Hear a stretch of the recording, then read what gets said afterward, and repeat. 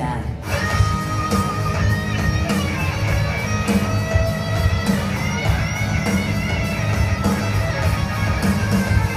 As a universally acclaimed guitarist and songwriter, Slash has a legion of devoted fans the world over, and amassed album sales that top 100 million.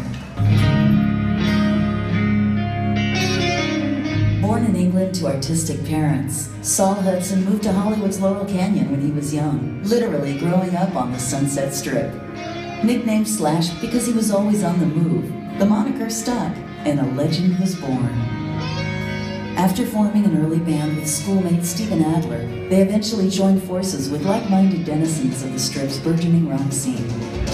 Axl Rose, Duff McKagan, and Izzy Stradlin to create Guns N' Roses.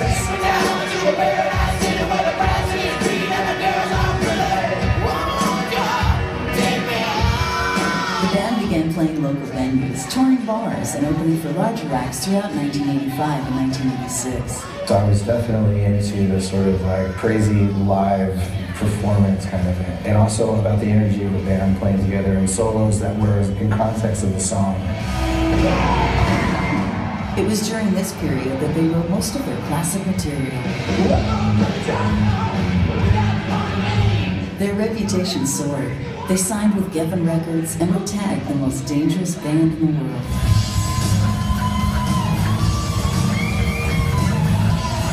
Appetite for Destruction was released 2 days before Slash's 22nd birthday in 1987 and sold an astonishing 28 million copies, becoming the biggest selling debut album of all time. By 1988, Guns N' Roses scored its first #1 hit with Sweet Child of Mine, a song defined by Slash's iconic riff and guitar solo. After a broken glass and ruby sliver journey, Guns N' Roses and Slash called it quits in 1996.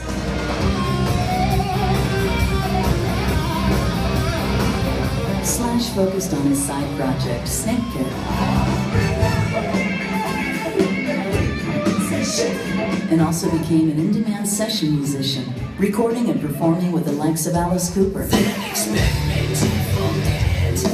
Ozzy Osbourne, Iggy Pop. The song had that good head-bobbing spirit. I was bobbing, everything was bobbing. Carole King, Ron Wood, Ray Charles, and Lenny Kravitz.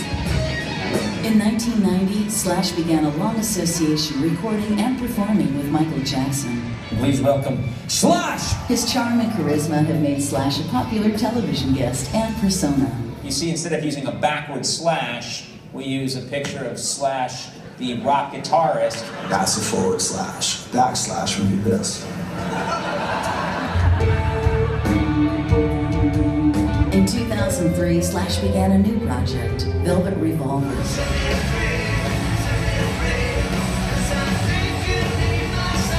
The Grammy-winning supergroup included Stone Temple Pilots singer Scott Weiland,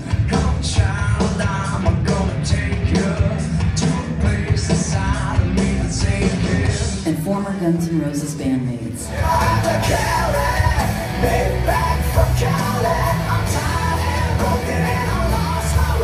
In addition to further solo projects, Slash formed a new group featuring Miles Kennedy and the Conspirators.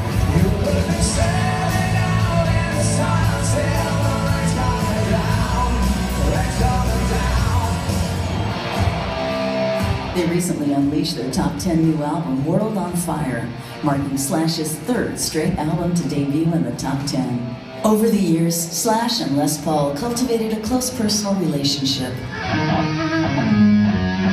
And beginning in 1997, Slash has collaborated with Gibson on over a dozen signature Les Paul models.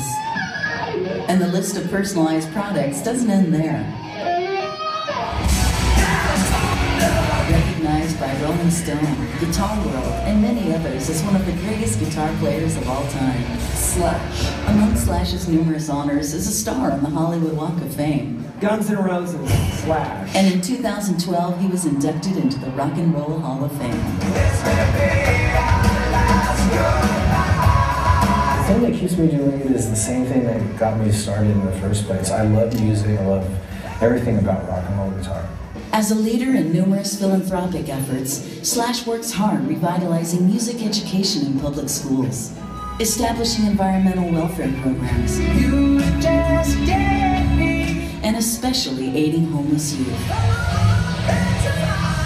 From guitar hero to action hero, from Saul Hudson to Slash, it is only fitting this iconic soulful artist join a most distinguished fraternity as the recipient of the 2015 NAMM Tech Les Paul Award.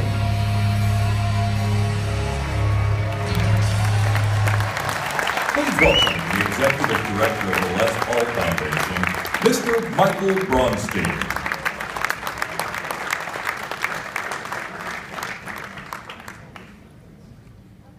Thank you. I'm so proud to be here tonight on behalf of Les Paul. If Les were here tonight, he would be extremely honored. When I was thinking of what to say, I remembered something that Lou Palo told me recently. Lou was Les's longtime rhythm guitar player and was there for the first Slash show when Les showed up at Fat Tuesdays. If you put a picture of these two men side by side, you probably would think they wouldn't be closely connected. But as we know, especially in the world of music, looks can be deceiving. With Les, there was only one thing that ever mattered: talent. And during the over 20 years of friendship with Slash, Les clearly recognized how gifted a player was, not just talented, but transcendent. To give you an idea how much Les regarded Slash, it was awesome to see Slash's hat sitting on Les's head. And that hat was sold at auction and raised significant funds for the Les Paul Foundation. As those of you who have been here before know, the Les Paul Award was created to honor individuals that have set the highest standards of excellence in the creative application of audio technology. And in the past, it has been presented to great artists that include Sir Paul McCartney, Brian Wilson, Bruce Springsteen, Steve Miller, and Pete Townsend, just to name a few. It is very fitting that in the year we will be celebrating Les's 100th birthday, that this year's recipient is not only extremely worthy, but also someone Les considered a true friend. It is with great pleasure that I present the Les Paul Award to Slash.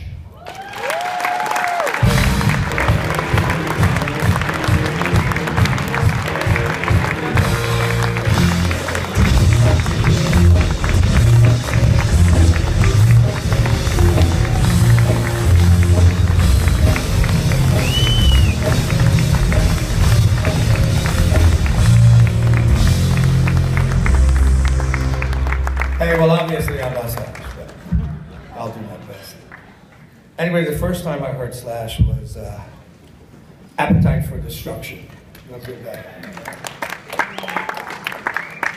And I went, oh, shit. I said, the beautiful tone, the phrasing, the aggression, the blues. I was jealous, you know. I was really jealous. And out of that melody, it was riding on the wings of freedom, you know? Out of the box, Slash was a force of nature. You know, I was happy for him. I was happy for me because I got to listen to it. And I was also happy for the world. Yeah, that's pretty cool. Slash changed the complexion of lead guitar, you know, all over the world. You know, from the past, the present, and in the future, influencing a world of musicians on this planet into being better musicians and better guitar players. You know, all I gotta say is that, you know, I had the honor and the pleasure to be able to hang and jam with Slash on many different occasions in many different gigs, and I was blown away by not only his playing, but his warm heart as a man, you know. It was really a great thing. He's really a warm guy, and he just, you know, plays his ass off, basically. That's what goes on, you know. And we always had a blast together when we played. There was always a musical conversation. We just played, you know, a couple weeks ago, and it was so much fun. So, with complete admiration and brotherly respect, congratulations, my friend. Here's Slash.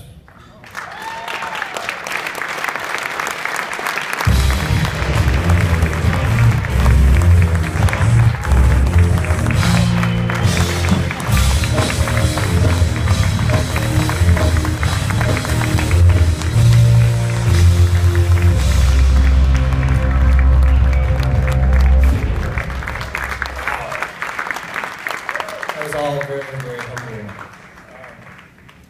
This is quite an honor. I want to start off by saying thanks to NAMM and TEC for the acknowledgement. This is really cool, and I don't know if I deserve it or not, but I'll take it. And then in Les Paul's name, Les was somebody that I loved and admired very much. And you know, the first electric guitar that I ever got was the Memphis Les Paul copy. And my grandmother was cool enough to tell me that Les Paul wasn't just a guitar, it was a guy. And turned me on to Les Paul and Mary Ford. And then some years later, I got to meet Les in the flesh, and we got to be really good friends. And he was sort of like a mentor. So to receive this, and you know, Les Paul Award is just way too cool. So thank you very much.